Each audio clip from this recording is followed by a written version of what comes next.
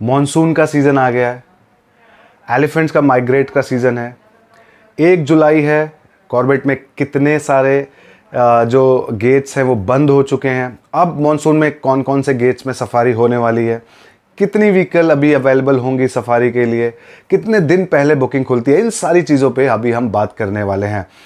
तो चैनल पर नए हैं तो चैनल को कर लीजिए सब्सक्राइब। एक बार फिर कह रहा हूँ, सब्सक्रिप्शन आपके लिए फ्री है, लेकिन इससे मुझे बहुत मोटिवेशन मिलता है। तो चलिए करते हैं वीडियो को स्टार्ट। मैं ओके कॉर्बेट घुमक्कड़ एक बार फिर आपके समक्ष। सबसे पहले एक जो मिथ है उसको दूर करते हैं। लोग अक्सर जिम कॉर्बेट आने से भी घबराते हैं। मैंने ऐसा सुना है कई लोगों से, कह रहे मानसून है तो हम उत्तराखंड नहीं जाएंगे। देखिए, उत्तराखंड के कुछ कुछ ऐसे इलाके हैं जो थोड़े से ऊंचे इलाके हैं, पहाड़ी इलाके हैं, लेकिन उत्तराखंड में हरिद्वार, हल्द्वानी, काशीपुर, रामनगर, ये सब गेट हैं उत्तराखंड में एंटर करने के। तो इन किसी भी जगहों पर घूमने जाने के लिए मानसून में आपको कोई दिक्कत नहीं है। ये बिल्कुल तराई क्षेत्र हैं, प्लेन हैं, यहाँ कोई पहाड़ियाँ नहीं गिर रही हैं, कोई फ्लड नहीं आ रहा है, किसी प्रकार की कोई लैंडस्लाइडिंग यहाँ पे नहीं है। तो जिम कॉर्बेट पहुँचना बहुत आसान है। 5 घंटे का रास्ता है दिल्ली से और एकदम प्लेन में। यहाँ से हिल स्टार्ट होता है, तो यहाँ आने में आपको कोई दिक्कत नहीं है। दूसरी, सफारी के जो 6 जोन हैं वो उसमें से अभी 4 बंद हो चुके हैं। अभी केवल खुला है ढेला और झरना, और बुकिंग अब मिलेगी आपको 3, 4, 5 दिन पहले ओपन। केवल आप आज अगर बुक करना चाहते हैं तो आगे 5 दिन तक की ही बुकिंग आप कर सकते हैं, और फिर ऐसे ही एक एक दिन आगे बढ़ता रहेगा, बुकिंग आपको खुली मिलती रहेगी। दूसरा सबसे बड़ी चीज़ कि अब मॉनसून है, ऐसा नहीं है कि ये गेट बंद नहीं होते हैं। ड्यू टू सेफ्टी रीज़न सरकार, फॉरेस्ट डिपार्टमेंट इसको ऑन द स्पॉट भी क्लोज कर देता है। सपोज दैट फॉर एग्जांपल आपकी सफारी है आज आफ्टरनून की, और अभी अचानक से बारिश हो जाती है, बहुत तेज़ बारिश हो जाती है, तो आपकी सेफ्टी के लिए गवर्नमेंट इसको क्लोज कर देती है, और यहाँ पे किसी प्रकार की कोई कैंसिलेशन और सफारी को पोस्टपोन करने का कोई भी प्रावधान, कोई भी नियम, कोई भी सिस्टम नहीं है। तो एक बार आपने सफारी बुक कर ली, इट मीन्स आपके पैसे जमा हो गए हैं और फिर आपको वो रिफंड नहीं मिलता। दूसरा कि एक अभी फाटो जोन और है, उसकी क्या कंडीशन है मैं अभी कुछ दिनों में जैसे ही उसका क्लियर हो जाएगा वो मैं आपको बता दूंगा, क्योंकि उसमें बहुत ज़्यादा कीचड़ हो जाता है। वो एक पार्ट नहीं है कॉर्बेट का, बट अच्छा जोन है। अगर खुला रहे तो उससे काफ़ी राहत मिलेगी। 50 गाड़ियाँ वहाँ भी सफारी के लिए जाती हैं और 30 जाती हैं झरना, 15 जाती हैं ढेला।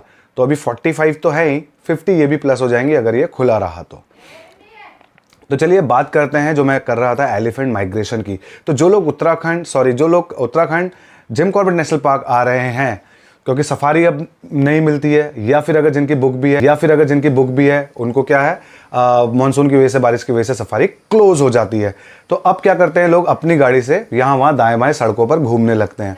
अच्छी बात है, घूमिए, मौसम बहुत अच्छा होता है, एंड यही सीज़न है जंगल की अगर सुंदरता देखनी है तो इससे अच्छा सीज़न नहीं है। जानवर देखना पर्टिकुलर, उस समय जानवर के लिए जो है स्पेशल वो होता है आपका अप्रैल टू जून, क्योंकि उस वक्त बुशेस बहुत डाउन हो जाती है, आपका विज़न बढ़ जाता है और आप दूर तक देख पाते हैं, जिसकी वजह से साइटिंग बहुत अच्छी होती है, और वाटर बॉडीज़ में भी आपको एनिमल दिखने के चांसेस बढ़ जाते हैं। लेकिन मॉनसून इट मीन्स जंगल के रोमांस का समय। अगर आपको जंगल की सुंदरता देखनी है तो ये जंगल की सुंदरता का पीक टाइम है। तो इस वक्त उसकी सुंदरता के कोई कहने नहीं है, आएँ और जंगल की सुंदरता का आनंद लें।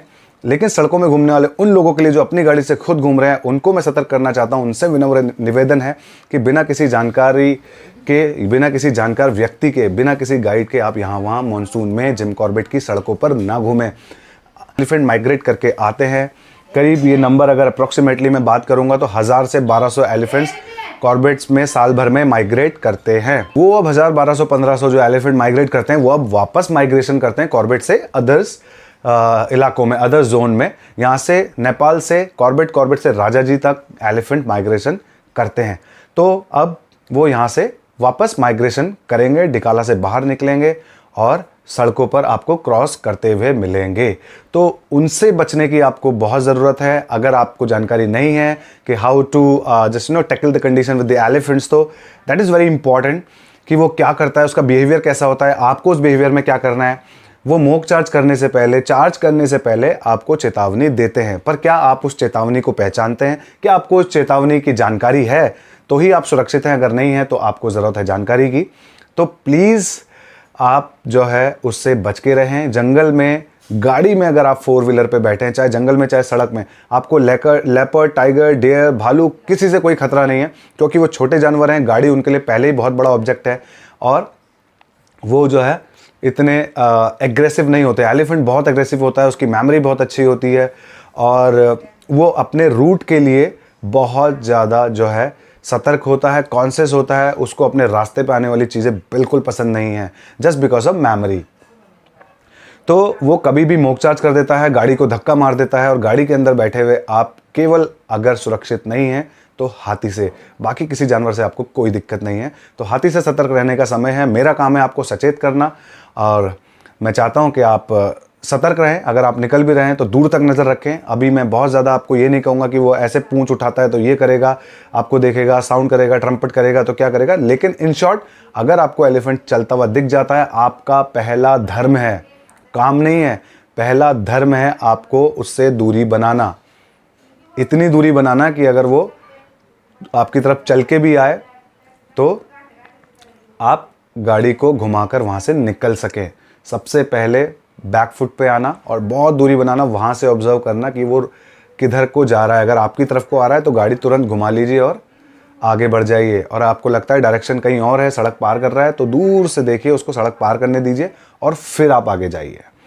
तो कई बार ऐसा होता है कि आपने एकदम सडनली एलिफेंट के आगे गाड़ी रोक दी, पीछे से ट्रैफिक लग गया और आप नहीं भाग पा रहे हैं। पीछे वाली गाड़ी आपका तमाशा देख रही है और आपकी गाड़ी एलिफेंट बिल्कुल तोड़ देता है और आपको भी नुकसान कर सकता है। तो मेरा काम है आपको सही जानकारी देना, समय पर जानकारी देना।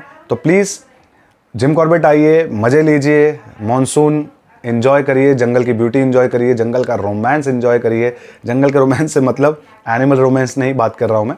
जंगल, इस समय छोटी छोटी घास भी खूब बड़ी बड़ी और अच्छे कलर्स मिलते हैं आपको। सबसे ज़्यादा ग्रीनरी अभी अब आपको मिलेगी।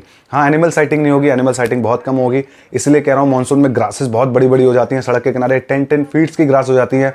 एलिफेंट भी खड़ा होगा अगर just next to the road तो आपको दिखाई नहीं देगा कई बार।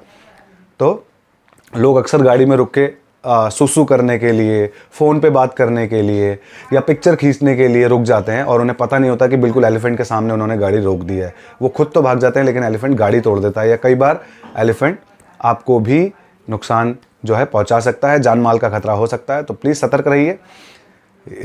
तो यही कहना चाहता था। और ये जो सारी वीडियोज़ आप देख रहे हैं, और अब ये देखिए एलिफेंट यहाँ से बाहर निकलना शुरू हो गए हैं। बहुत जो है कॉन्शियस होते हैं अपने रूट के लिए, समझदार भी बहुत होते हैं। तो इनसे आपको बस बचने की ज़रूरत है। और पृथ्वी पर, जो थल पर, ज़मीन पे रहने वाला अभी ये सबसे बड़ा जानवर है और तो इससे बचना बहुत ज़रूरी है।